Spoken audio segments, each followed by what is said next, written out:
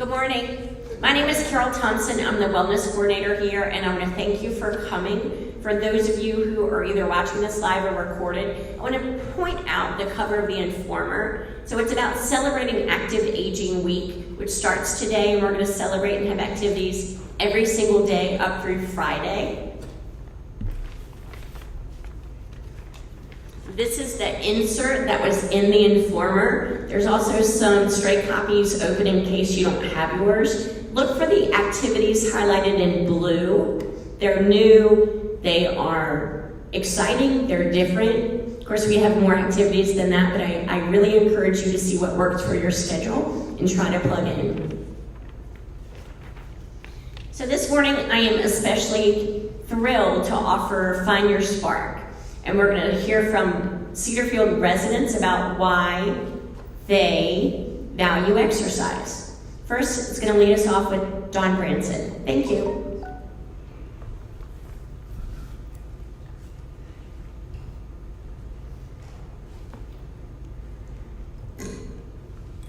Good morning.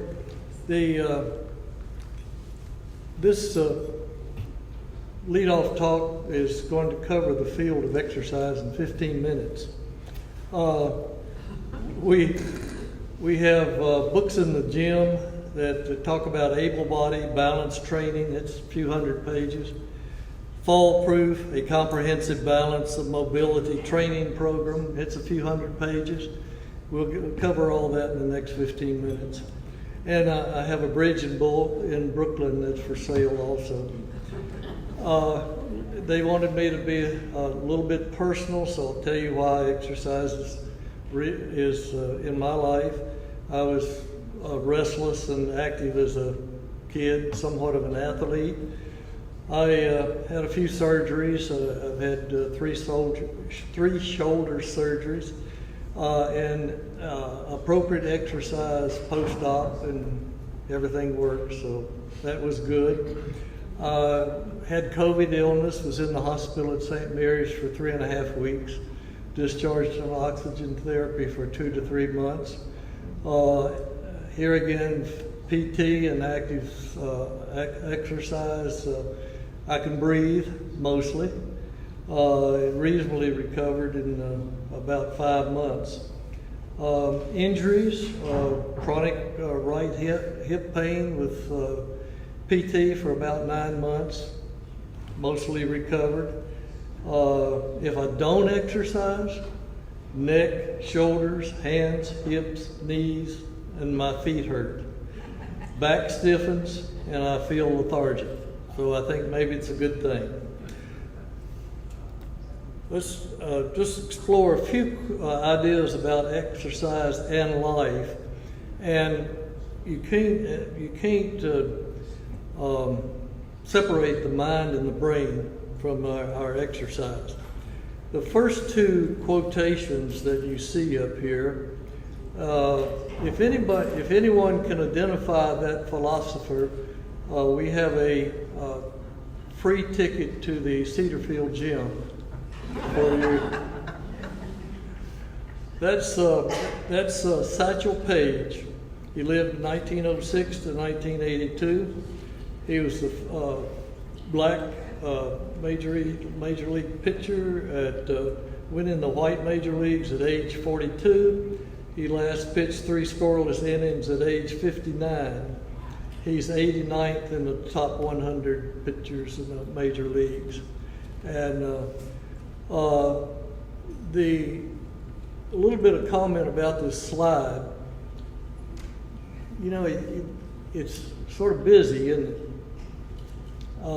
Some of it's a little hard to read, right? Okay. And then there's some emphasized words here and there. And you might wonder, well, why would a guy leave something like that up? We'll talk about it a little bit later. Rule your mind, or it will rule you. Some guy named Horace, or Quintus Horatius Flaccus, Roman poet and satirist around 65 BC. We are shaped by our thoughts. We become what we think when the mind is pure. Joy follows like a shadow that never leaves. The 14th Dalai Lama. What we are today, our thoughts of yesterday, our present thoughts, build our life of tomorrow. Our life is the creation of our mind. That's the Buddha. This one is a little commercial. Opportunities are just like buses. There's always another one coming. My cousin, Sir Richard Branson, brought that one out. Yeah. Don't go through life, grow through life. Anyone know where that's located? All right, who's seen it? Where is I've it? seen it in the shop. Pardon? I've seen it in the shop. Okay. Downstairs. I've also seen it on yeah. Farm Fishing. Well, go by Russell and Harriet Johnson's apartment. It hangs there. It's from Eric Butterworth. He says that we should understand that life is a continuous flow or journey. It's our duty to closely analyze situations and skillfully look for the loopholes. This not only to give shape to our personality, but strengthens our character and willpower to fight. And then the last one, the body achieves what the mind believes. Napoleon Hill, author of Think and Grow Rich. And where is that located? Where is that located? In the gym. Okay, so now we know where to go for positive thoughts.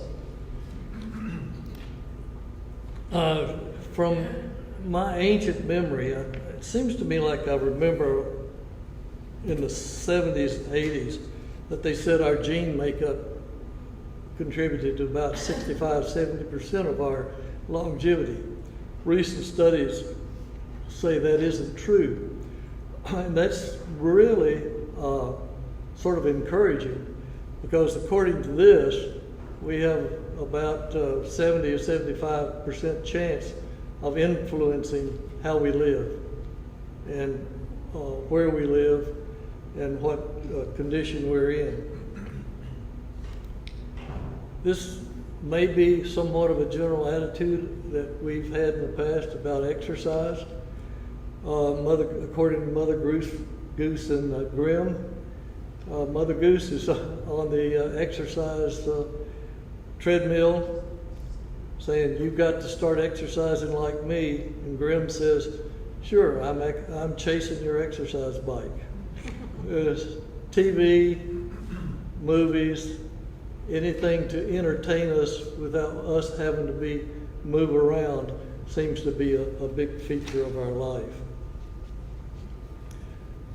This other one, I know you're tired of hearing from me about this guy, and I don't want to make him into a god, but just tell you a little bit about him. A Jewish guy, PhD. His parents were from Poland and Russia. He's liberal. He's a political centrist. He's an atheist, and he's a moral psychologist. And he's presently at the New York University of Stern School of Business. According to the literature I was reading, he and his researchers have been cited thousands of times in the last 5 years. This righteous mind, the reasoning mind, is the rider on an elephant of emotion. We think we're reasoning people. We're actually emotional people. And the emotion largely drives what we do. The first slide that I left cluttered, I did that on purpose, because he also talks about the coddling of the American mind, how we're being made, how we've fashioned into, if it isn't easy, we shouldn't strive to bypass a difficult situation. Doesn't have too much to do with exercise, but the essay, Social Media Harm to Teenage Girls, And social media dissolved the mortar of society and brought us fragmentation, I think are worth reading, and I would encourage you to do that. A couple of other researchers, exercise and physical activity is absolutely necessary for normal function. We were meant to exercise quite a bit every day to survive, and now what we're actually doing causes dysfunction. The benefits of exercise go way beyond our muscles. This other one was totally new to me, from Laura Goodhart at the Joslin Diabetes Center. Exercise really makes fat healthier and helps it burn more energy. Exercise shrinks the size of individual fat cells, and the cells develop more energy producing parts called mitochondria. Even some genes in fat tissue change with exercise. So let's do it. Okay.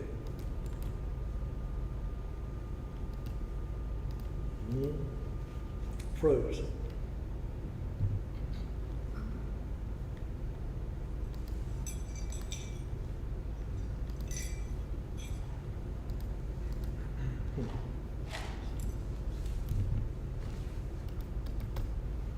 Okay.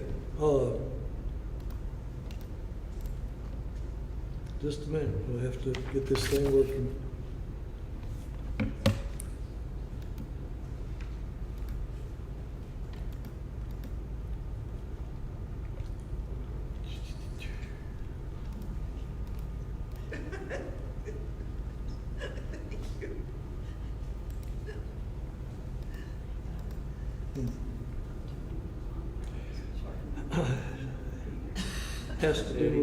Has to do with our system, sorry. But the Wi-Fi is frozen. And he's checking on it now. Just added it.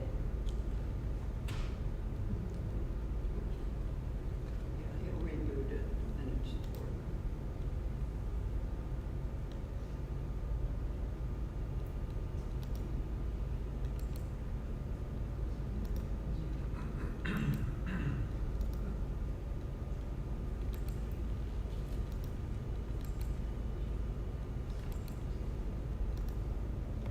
Okay. Start all over again.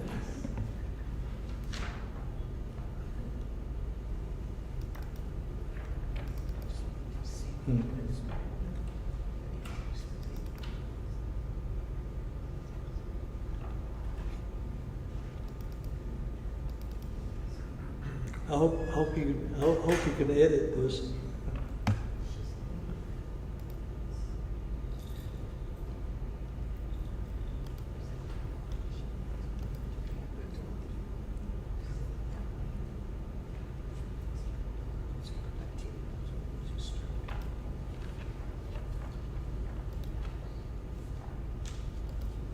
Okay, very good.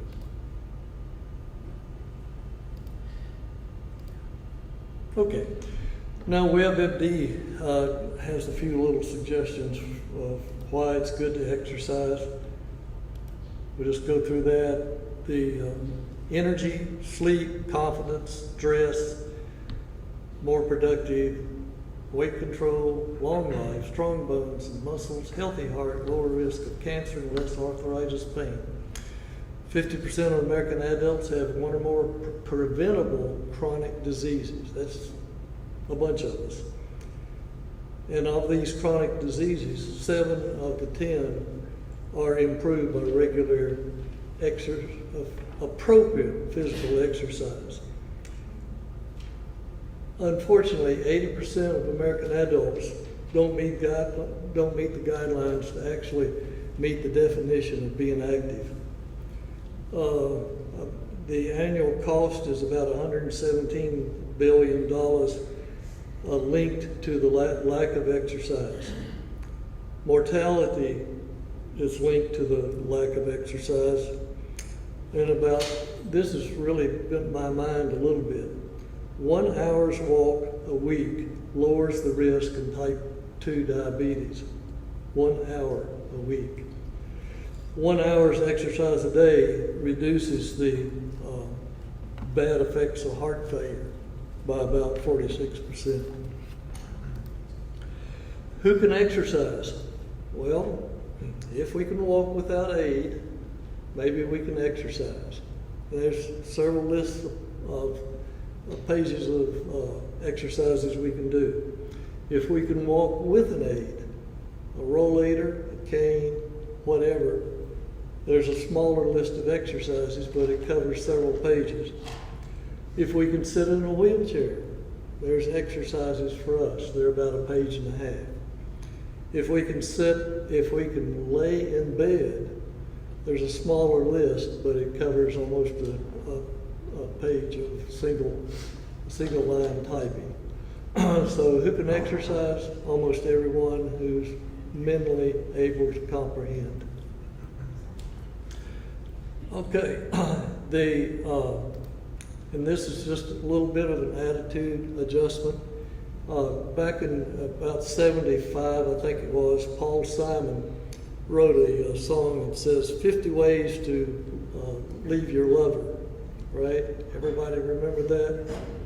And in the gym, there's a sign that says 50 reasons to exercise. So what we're going to do today is sing 50 ways to lose our lethargy. All right? So let's hit it. 50 ways to lose your lethargy. Come on, sing it. 50 ways to lose your lethargy. 50 ways to lose your lethargy. Come on, I don't see some lips moving. 50 ways to lose your lethargy. Thank you very much.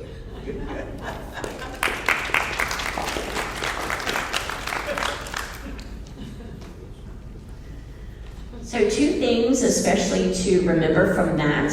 There was some technical difficulties. Don Branson kept going. So the same applies to if you're busy, or it's raining, or you have to change your schedule. Don't stop, don't give up exercising. Keep with it. Next, I'd like to introduce Marta Giannoni. Look to me.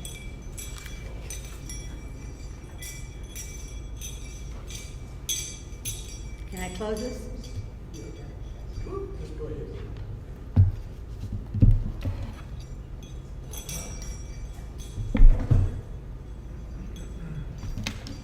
Okay, hello everybody. I'm Marta Giannoni, a fellow resident. Carol Thompson asked me to share my story on how I got hooked on exercise and active aging. I'll start with some background. I am the least athletic person you will ever meet. Even in high school and college, I didn't participate in any sports. I wasn't even a fan. I never went to football or basketball games. Instead, I went and still go to plays, symphonies, and the opera. I have always had long dark hair, although now it's from a bottle. When I turned 50, I started turning gray. What to do? I spoke to my hairstylist. She said, you have 2 options, dye your hair or cut it. Well, I dyed it. In those days, it was a much longer process. After that first 3-hour session, I said I would never waste my time doing that again. Cut my hair. So we cut it very short, and I wore it very punky as it continued to turn salt and pepper. Fast forward 15 years. It was the day before my 65th birthday, and I woke up with my left foot swollen and throbbing. I called my doctor, who was my neighbor, and I told him I thought I broke my foot. He said, come to the office after lunch, and he would fit me in before his afternoon patients. And I did. He said he didn't think that it was broken, but that the foot has many little bones and hairline fractures are always a possibility. He told me the technician would take an x-ray and bandage up my foot, that I should stay off it, ice it, and allow the swelling to go down. He said he would read the x-ray that night and that I should come back the next day and he would discuss what he found and what we had to do going forward. I told him I couldn't come back the next day because it was my birthday and I had big plans. Well, he said, fine, stay off my foot, come back the following day, and that's what I did. Here's where my story begins. I returned to the doctor's office the day after my Medicare birthday, when I had turned 65. My foot was not broken, only sprained, but my experience in the doctor's office was totally different. I was no longer a paying client. I was a Medicare patient. Suddenly and overnight, society, the insurance companies, and the doctor's office was telling me I was old. Needless to say, I got furious. I will be the first person to know when I am old, not Medicare or the insurance companies. On my way home, as I was pondering this latest development in my life, I met a friend of mine who was 50. She said she wanted to do a triathlon and would I join her? Well, of course, in that frame of mind, I said yes, saying to myself, if I don't do it now, when in my life would I do it? And that's when I decided to say no to accepting society's dictation of my old age. Of course, later I decided I was out of my mind, but I had given her my word and I signed up for the triathlon. I decided to let my hair grow and to make friends with the bottle of hair dye. The triathlon registration and meetings started in March. I went to the meetings and learned so much about how to begin preparing, taking it very slow, taking a step at a time. Those women taught me so much that I wound up better prepared for my first triathlon than I was for my wedding night. I didn't have any form to my swimming. I couldn't run to the corner, and I hadn't ridden my bike in about 30 years since we taught our daughters how to ride. I invested in a pair of running shoes, took out my bike from the garage, which I bought in Germany for the equivalent of 26 American dollars from a supermarket in 1995, so you can imagine what condition it was in. And I jumped in the pool. Well, September came, and I knew if I actually got up at 3 in the morning and went out to the ocean for the start of the race, I would finish it. I was placed in the 65 to 69-year-old group, and I came in 6th in my age group. Very impressive, wouldn't you think? There was only 6 of us. However, the experience was so rewarding that I continued to do sprint triathlons until I came to Cedarfield. Here at Cedarfield, I continue to give my body what it wants, exercise. Anyway, that's my story. Did I enjoy getting up before dawn to compete with a bunch of women? Absolutely not. But what I discovered is that my body loved cross-country training because I never got bored. It loves being well-oiled, well-tuned, if you will. Do I work out vigorously every day? No. But I do at least some sort of exercise session every day, whatever fits into my schedule. And if I had to stay home for a repair or a delivery or to pay bills, I put on the Touchdown channel. And when I hear Carol's voice, I take a break and do her mini exercise. I'll be 80 in a couple of months. And God willing, I will continue to do whatever exercises I can so my body doesn't yell at me to get moving. And I can stay fit and not be defined by Medicare or society. Now I want to just explain why Carol was nice enough to blow this up for me. In this picture, you can see me, this is my first triathlon, and you can see me huffing and puffing coming into the finish line. But I'm next to a girl who's half my age huffing and puffing coming into the finish line. And the other thing is, I weigh the same as I did then, but I'm totally different in my body. I can only attribute it to what Don said from, I think her name was Lori Goodyear, that exercise changes your body and makes you fitter. And that's my story. Thank you.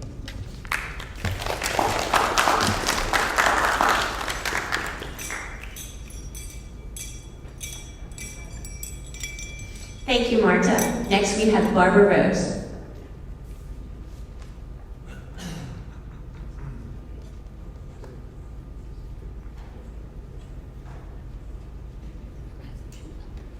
Good morning, everybody.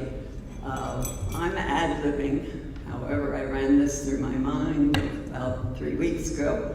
And I want to tell you that I did play sports in high school. I went to college. They didn't offer women's teams in my college, the University of Michigan, but it was a wonderful school. Okay, don't take anything away from that. I got married shortly after college. I started having children. I didn't make exercise really part of my life, but I was doing a lot of physical things because I had 3 children. Then they got into school and I found tennis, so I did do that. I never stretched before, never stretched after, and I was just fine. I hit 60 and I wanted to go on this hike with my family up a mountain west of Charlottesville. I was fine going up. Going down, I hurt so much I had to find a walking stick in the woods to make it down. Well, that changed my feelings about exercise. I then signed up for, I was working full-time at the time, a 6 a.m. water aerobics class, and I went religiously, and so that started exercise, and then I continued tennis. But it wasn't until really I hit my 70s that I found that you're going to exercise or you're going to pay. That is, play or you pay. I had an unfortunate surgery, and I learned it even doubly. The physical therapist, when she was releasing me, said, you have to do this 4 times a week. I said 4 times a week. I did do it 4 times a week for a while. I now try to do it at least 3 times a week, and then I sprinkle in some of the exercise classes that are given in the fitness room outside the hub. But what has saved me is when I was in the hospital, a physical therapist taught me, I cannot tell you, she taught me 2 things. One, Don was talking about you can be in bed. I was flat on my back, I couldn't walk. She taught me exercises in bed that started with the foot and went all the way up the body. And they do work. I do part of them still. But the other thing is she took me out in the hall and she taught me something that I still do. Even if I don't make my exercise in the gym here or in a class. And I just want to show you, it's so simple. And it makes all the difference as to whether my ankles, my feet, my lower legs work and feel good. So I will step out here, and I don't know if you'll be able to see it or not. Eddie, will they? Yes. Okay. All right. Very, very, very simple. Okay. The one is up on your toes, and you can hold onto a chair, rock back on your heel. 20 of these, and then sometimes I will stay 10 seconds on my feet trying to hold my balance. The next is a simple march. 1, 2, I do 10, 12, or 15, and then you have to work it the opposite way. So you do this, and you do that the same. Then you sidestep this way. And then, I don't know why we do this one, but you do this stiff-legged, and you do that one. And then I have added squats to it. So you do this. It takes, I don't know if it even takes 5 minutes, but it takes 5 to 10 minutes. You can do it if you're watching TV. If I sit for an hour, I start to feel it. I can get up and do any one of these things, and I guarantee you, it will make a big difference in your life. So that's my story.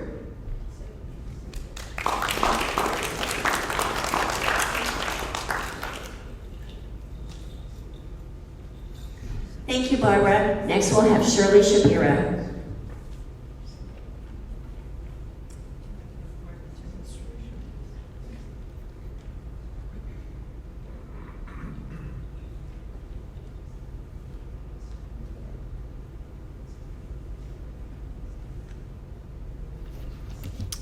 Good morning, and thank you for being here. Can you hear me? No, bring the mic. Okay. Bring it down to your nose. There you go. Can you hear me now? Yes. Okay. From the time I was a child, growing up on the streets of New York City, exercise was part of my day. I learned how to skip rope, play hopscotch, otherwise known as potsy, jacks, and pick up sticks with the girls. I played handball against the brick wall with the boys. As a teenager, I learned how to dance and swim and loved both. In college, I learned volleyball, tennis, and ping pong. If I could have majored in volleyball, life would have been perfect. And I walked to and from public school, from high school, and sometimes even from college, which was 4 miles away. Walking from the Museum of Modern Art at 53rd Street to 178th Street in Washington Heights was a piece of cake. When I got older, it was hard for me to sit behind a desk. So my second career in Richmond, Falls Church, and Tyson's Corner had me outside doing a lot of walking. And I was continually exercising. Does anyone here remember Elaine Bowers? Guess not. She had a studio full of machines. When I did have a desk job later, I walked during lunch or after work. So, as you can see, I've always been moving. As a matter of fact, on the way here, I passed somebody who said, "You're always moving." At the age of 62, I realized that I was the last survivor of my siblings, and by my calculations, I would be lucky to make it to 75. So I determined to try to eat right and exercise so I could make the best of whatever years I had before me. In light of that, I decided to retire. And I got to do all the things I really loved and wanted to do. I moved to Flat, Norfolk, where I could do endless walking and also indulge in tennis, water aerobics, and all kinds of dancing. Things went well, very well, and I even added yoga to my life. But then in my 70s, osteoarthritis came upon the scene. By my 80s, I could still do everything, but I could not bend or twist without pain. I could no longer serve a tennis ball because of sore shoulders. I couldn't connect with the ball because of cataracts. It was no longer easy to get up and down from the floor, and any movement on dry land was no fun at all. Luckily, I discovered that water exercise was the solution for me. With the help of Jennifer in the physical therapy department, we devised a routine that would strengthen every part of my body. And except for counting reps, the stretches and movements were very enjoyable. In the water, I could even skip or jump. The biggest bonus to this plan was that I could do it alone or with my Cedar Field friends. I cannot talk to anyone because when I walk, due to the fact that I have balance and eye problems, so I walk alone. Most of the time, I'm even in the pool alone, but at least once a week, our little group gets together and we all do our own thing. Carol Beck, Sally Dolan, and Jan Moore are my water buddies, and we have become fast friends. We solve the problems of the world and laugh a lot. We have been doing this for at least 2 years now, and the camaraderie is immeasurable. The warmth of friendship plus the constant easy movements make this truly a win-win situation. And if you are ever free on a weekend afternoon, we invite you to join us. And even if the pool is crowded, we can always make room for one or two more. Thank you.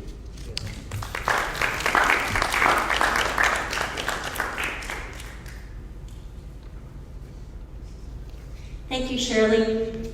Next, we have Joan Tipton.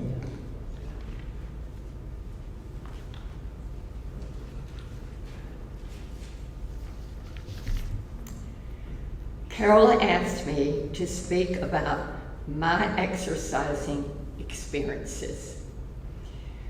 I feel like I have always exercised, and at 2, my mother took me and enrolled me in dance class.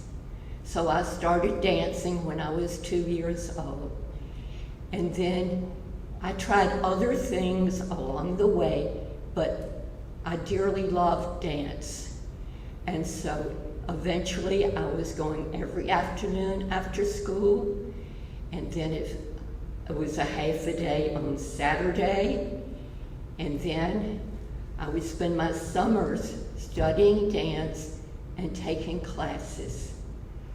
Well, I started out with just ballet, and as I got older and I was growing older, I took ballet, tap, acrobatics. Then I became of age to take point and jazz. And so I just enjoyed all of the different forms of dance. And I continued learning different forms, taking classes, and that was a real joy. And then when I worked at the music hall as a rockette, we did 4 shows a day, 7 days a week for 4 weeks. And then we had a week off, but we might have to come in if we were going to start a new show for rehearsals. So I got plenty of exercise, but we all enjoyed it. We were family, and it was a wonderful experience. And then after I got married, I continued taking dance classes, and we actually would take dance classes on our week off just because we enjoyed dancing so much when I was there. And so I would continue taking dances and classes, teaching, and then I took up tennis because that was my husband's favorite sport, and he wanted me to be able to play tennis with him and be his partner in mixed doubles. And when my family and I moved to Virginia, I taught dance and exercise classes at the community college in Keysville. And we outgrew the community college. And so I opened my own dance studio there in Keysville. Then I was still teaching ballet, tap, acrobatics, jazz, and point, but they wanted to learn to clog. And I had never had clogging, but my daughter and I went and took clogging classes, and I had a young group that wanted to learn clogging. And then I had a group of older adults who used to square dance, and they wanted to learn to clog also. And I had a large group of older adults wanting to clog and learning to clog. And we did they did the dance recitals and all, but the nursing homes enjoyed having them come and clog for them. And I had a ladies tap group, so my students ranged from 3 to 80. And they thoroughly enjoyed it. And my children, I continued to take classes while I was teaching and spent the summers taking classes, and my family were very patient and they loved going to all the places I went to take dance classes. And then also, after moving to Keysville, I added the clogging, I added the liturgical dance, and then my daughter was offered to go to New Mexico and study sacred circle dance. And so that was a whole new beginning for her and for me, because when she came back, one of the teachers there lived in Washington, D.C. So we arranged for her to come and teach sacred circle dance, and we thoroughly enjoyed it, and we continued taking, and even during COVID, we were taking from her online, and also I was taking Pilates. And again, I always like to learn a new form of exercise. We got certified in Pilates, so I could add Pilates to one of the subjects that I could teach and would teach. I discovered the greatest benefits of dance and fitness, especially for older adults, is that it offers a unique opportunity to help us shed negative ideas and feelings about our bodies, no matter our age, level, or ability. To move and breathe brings us all great joy and gratitude. Community is created as the class moves together in unison to the healing rhythms of music that can transport us to harmony. And I personally discovered that the songs and movements in sacred circle dance, it's not of any theology or religion. They're just ancient songs and music that brings that harmony and joins us together as we move together. And I was going through a very difficult time, and my husband was very ill, and that meant so much to me every evening to play one of the songs and close out my day with sacred circle dance. Now, we'll be having up in the exercise room on Wednesday at 1 o'clock. And if you would like to just come and watch or try sacred circle dance, you are welcome. And they're the type dances that we teach. There's a Hawaiian, and it's a prayer for this earth, this creation. We're going to do a Native American. So there are dances from all around the world. There's a Russian, and I also have a Hebrew dance. So there's not any one, it's very inclusive. And we will open with one that it's all are welcome. So I hope that you could come and just check us out, or I have enjoyed sharing my experiences with you, but also as a family, we played tennis, we hiked, we swam, and we loved snorkeling, and even I tried skiing, but I was too afraid that something would happen to one of my legs, and I could not do that. And I still exercise every morning before I get out of bed, and then I enjoy still learning new things. When I moved here, I enjoyed going up and doing Sit and Get Fit, and I try to go Monday, Wednesday, and Fridays. And then also I enjoyed the Tai Chi, which was a different form that I had never tried, And so there's so many different classes here that I would just say, come and try them. And then, of course, walking is fantastic. So that I also try to, if I don't walk earlier, I end my day with a good walk. So thank you for letting me speak.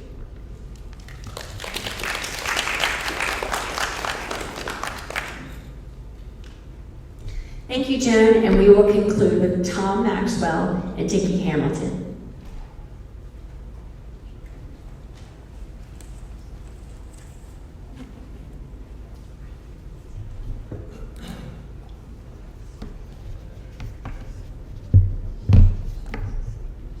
You can go first. Hey, Eddie. I'm not sure how to bring this up. Oh,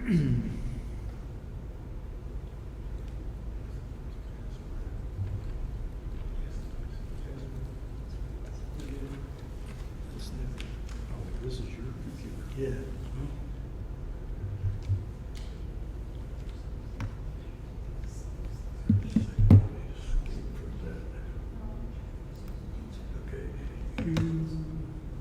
Well, he was right there. Get an E.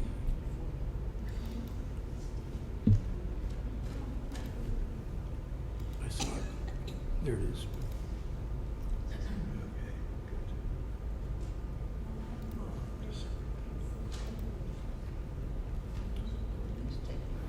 Slideshow.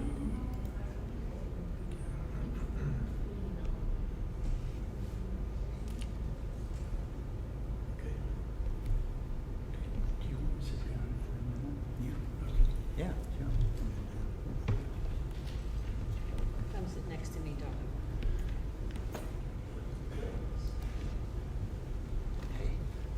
Okay, well, good morning. Sorry about the late start here.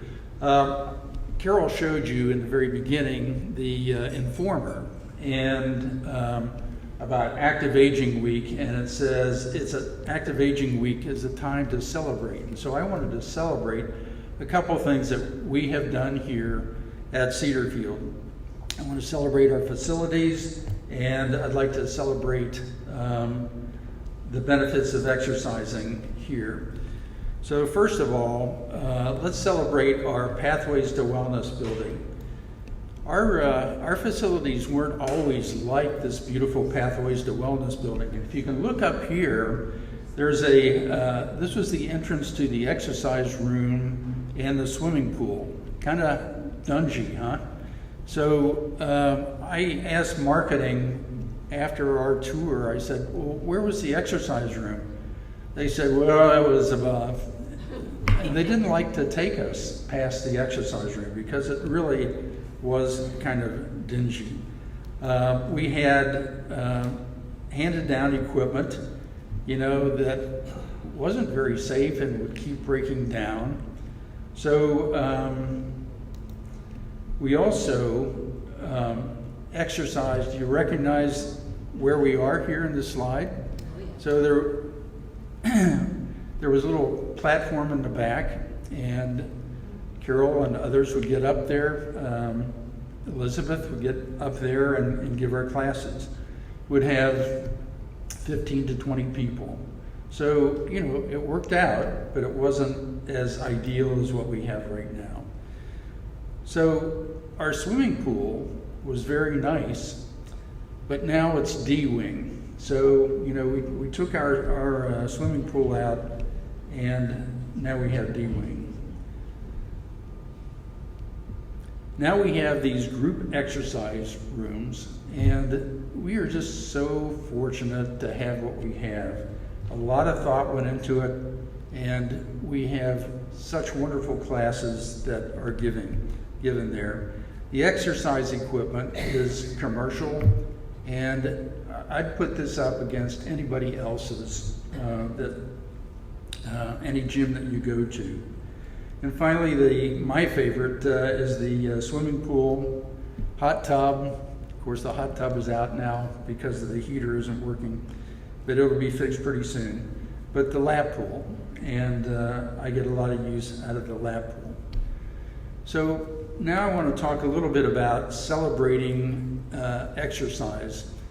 In 2017, actually 2016, the exercise committee, we had a little committee of 4 or 5 people. Don Branson was on the committee. And we decided that what we needed to do the first part of the year, the first 6 weeks of the year, we needed to get people off the couch and out walking. And so what we thought we'd do is walk across Virginia.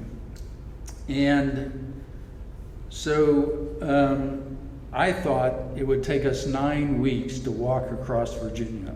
No, it took us 2 weeks to walk across Virginia. So we had quite a few people sign up.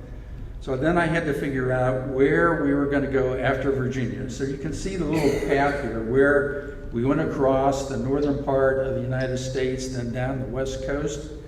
Finally, we were starting to come back. We were in Albuquerque. And I asked Don Branson to speak for me at Residence Council and say where we were. And we were in Albuquerque, New Mexico on our way back. I couldn't be there for that day. One of the residents saw me the next day and they said, "I thought you were in Albuquerque." I said, "No, we were on our way back." So some people take this pretty seriously. Anyhow, we made it all the way back, and we've had a total of 6 of these virtual walks. Walking across Australia, we walked across Europe, we walked across Central and South America, and we walked in 2022 from Alaska, the northern part of Alaska, to Key West. And finally Alaska to Key West, and then finally this year we walked across the national parks. So this is just kind of a summary slide of how many walks we've had, 6. Each walk has been around 6 weeks long, except for the very first one. And we've ranged in participants from 60 to 115. And you can see the total miles. We've gotten up to 12,000, almost 13,000 miles. You know, the circumference of the Earth is 25,000 miles, so we walked halfway around the Earth. So, you know, that's pretty amazing. So I'm not sure what we're going to do this year. I haven't figured it out yet, because 12,000 miles takes us a long distance. And if you have some suggestions, come tell me. So some of the benefits of these walks were we've engaged people, 60 to 115 people in independent living and team members. So the last couple of years we've included team members, and I think that's really been fun. We've learned some interesting things about the places and people where we've visited. We've bonded together because we had a common goal, and we've benefited from the exercise that we've gotten, and we're not a couch potato. Many people have come up to me after the 6 weeks and said, "I want to keep my pedometer because I've made this a lifestyle. I want to keep on going." So we need to celebrate being active as we age. And my hero, Dickie Hamilton, when I grow up, I want to be just like Dickie. He flew F-4U Corsairs off of carriers during World War II. He was still playing tennis when he was age 94. And a couple weeks ago, he was kayaking with us. I'd like Dickie to give a little bit of his reasoning, his motivation towards exercise. Dickie? Yep.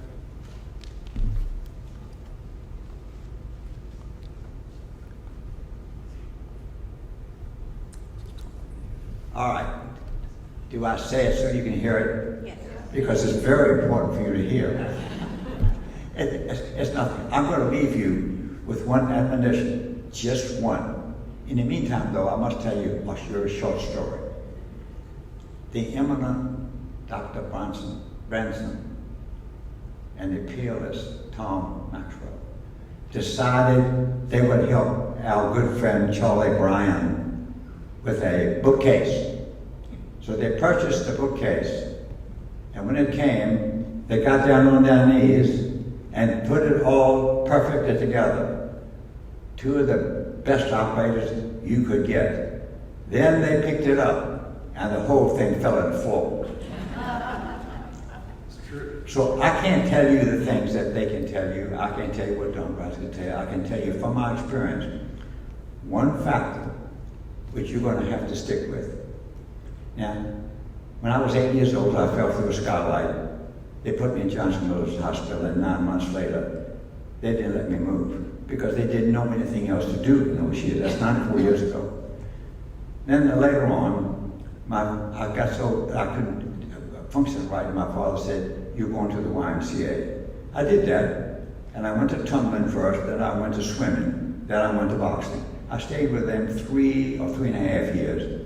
When I was 12, I was lucky to run onto some friends who knew a guy who coached young football players. He was Dan Cornell, who worked in American Tobacco Company. I got to know him well, and he was a wonderful guy. So I actually learned to play football at a very young age. That was very fortunate because it didn't have very much. We played in a park, and we played at Boys Home, we played Chimborazo, we played Berry Park. That's what happened. Then later, when I went to Washington State, I played on a 150-pound football team because I wasn't big. So I was skilled at that, but so were all the rest of them because they come through prep schools, and I'd gone to TJ. So that formed a basis for me to continue to exercise a lot because that's what I found that I like to do. But when you get old, you lose that like to do thing. You just fall off. So for years I played tennis, and one night I woke up in terrible pain. I said, "Leo, you better get something to help me right away."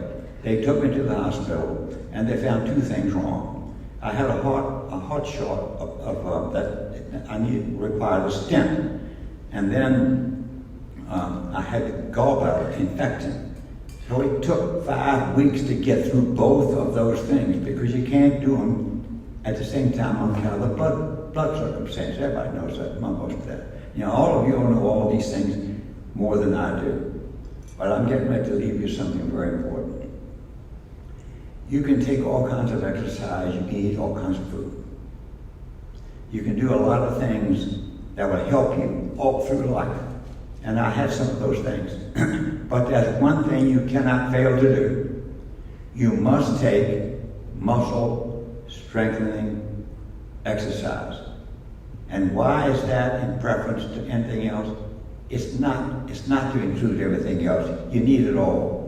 But you must do it because we as humans, when we get old, don't want to move. If you are strong, it's easy for you to get up when you want to, when you need to. I will tell you a secret. Sally likes to become a friend of mine. She's a dear person. So I said, "Sally, would you like to go to Paris for the weekend?" She said, "No." I expect we don't want to go to Paris for the weekend. We've gotten old.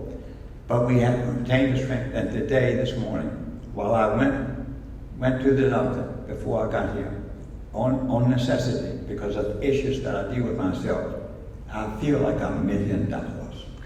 I can't account for it except I can move any time that I want to, because for my weight, I'm fairly strong, and I highly recommend you to let you have the energy to do all the other things that's required. Thank you.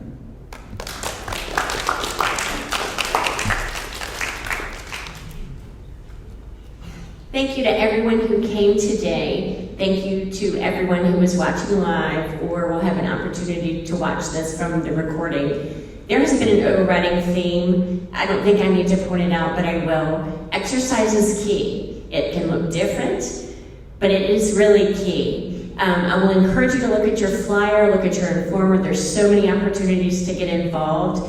I'll point out on Wednesday there's Sacred Circle Dance. Friday there's a pickleball social. So even if you just want to check it out, that's a great opportunity. Also, last plug, everything that we have, the pool and the fitness center are open 24 hours a day, 7 days a week. Thank you.